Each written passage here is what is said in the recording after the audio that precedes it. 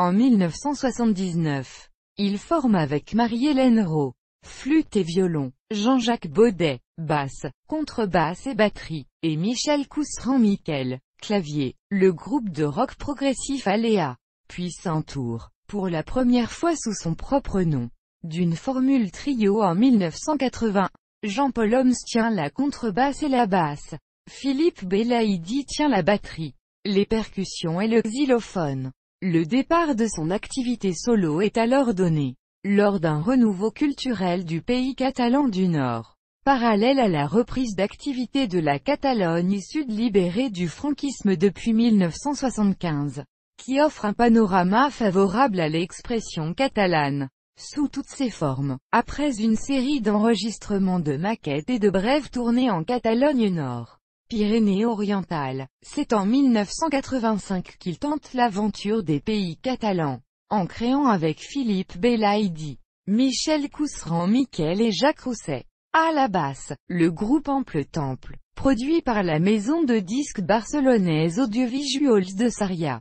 Le groupe connaîtra son apogée en 1986 à Barcelone, lors d'un grand concert en plein air aux côtés des groupes de référence du moment, organisé par le magazine El Temps. Gérard Jacquet renonce ensuite à l'aventure collective, se consacre aux musiques assistées par ordinateur, et réalise en 1988 une maquette qui ne débouchera pas sur un album. Citation nécessaire. À l'issue d'une pause assortie d'un repositionnement artistique, il reforme un groupe en 1993, sur une base sonore méditerranéenne, instruments maghrébins, ub, buzuki, et des textes qui lui valent le titre de Agel Negré de la Canso, ange noir de la chanson.